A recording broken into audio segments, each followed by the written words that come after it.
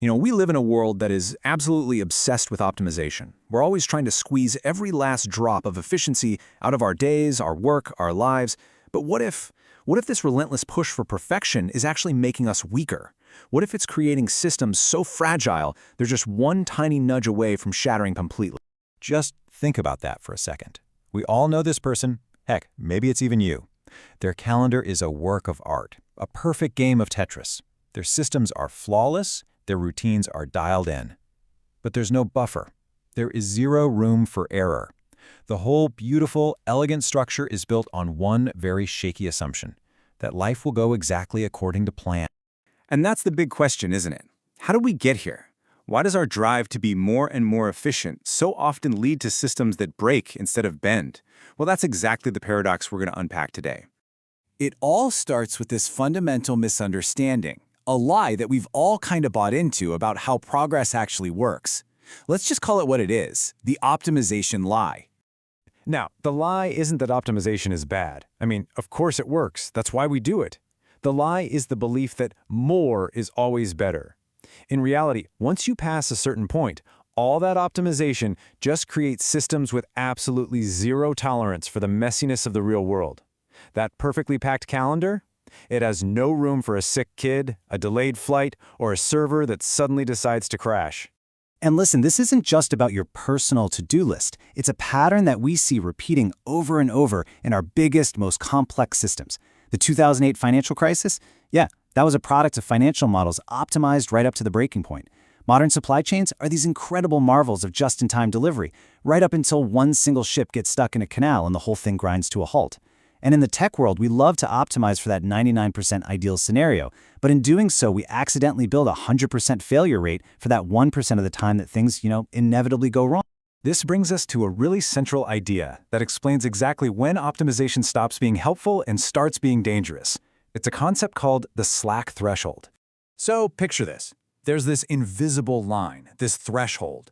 When you're below it, getting rid of waste and inefficiency makes the system stronger, better. But the moment you cross it, every little bit of efficiency you gain is actually resilience that you are stealing from your future self. You're not making the system better anymore, you're just making it more brittle. This chart just lays it out perfectly. On the left side, below the threshold, everything looks fantastic. We're seeing real efficiency gains, the system is improving, capacity is up, but then look at the right side. Once you're above that threshold, the gains are tiny, they're marginal, and the costs, they're huge, and they're hidden. You're trading real, actual resilience for fragility that you won't even see until it's way too late. And this is the real trap, isn't it? Crossing the slack threshold feels amazing. It feels like progress. All the dashboards are green, the metrics look incredible, everyone is getting a bonus for all the great efficiency gains. You have absolutely no idea that you've just traded long-term survival for a short-term bump on a spreadsheet. Okay, so if hyper-optimization leads to this dangerous fragility, what's the alternative? Well, this requires a pretty powerful mental shift, a complete inversion of how we normally think about things like stress and chaos. The thinker Nassim Taleb gave us this brilliant framework. See, most of us think the opposite of fragile is robust, something that can take a hit and not break. But Taleb argues that the true opposite is something he calls anti-fragile.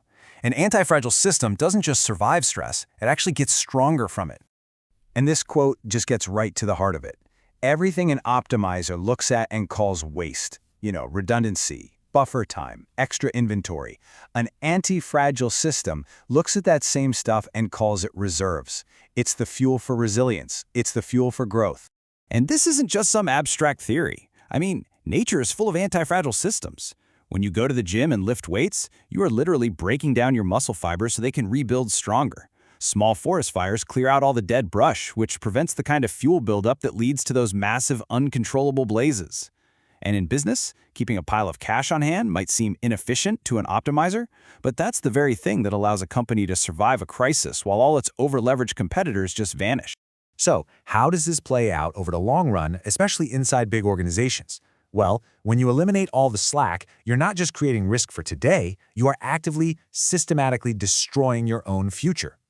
The story of Nokia is just the ultimate cautionary tale. I mean, look at this timeline. In 2004, years before the iPhone was even a rumor, Nokia's own engineers had built a working prototype of basically a modern smartphone. So what happened? Leadership killed the project. Why? to optimize for the present. They wanted to protect their huge, massively profitable business of selling simple feature phones. They saw this new idea not as the future, but as a risky distraction. By optimizing for today, they literally threw their entire tomorrow in the trash. Safi Bahal has this great term for these kinds of breakthrough ideas, loon shots. They're the wild, crazy ideas that always look inefficient and wasteful at first. And they absolutely cannot survive in an organization that's eliminated all its slack, that has no tolerance for experimentation, and no room for the failures that are a necessary part of trying something truly new.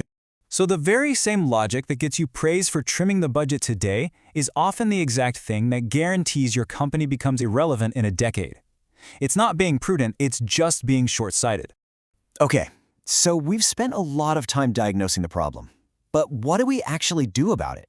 How can we consciously and intentionally start to rebuild the healthy slack that our systems so desperately need to survive and, maybe even thrive? Really, it comes down to two different paths. You've got the optimized life, which tries to engineer out every last bit of volatility. It looks clean and efficient, but it's incredibly fragile. Then you have the anti-fragile life, which embraces a little bit of messiness.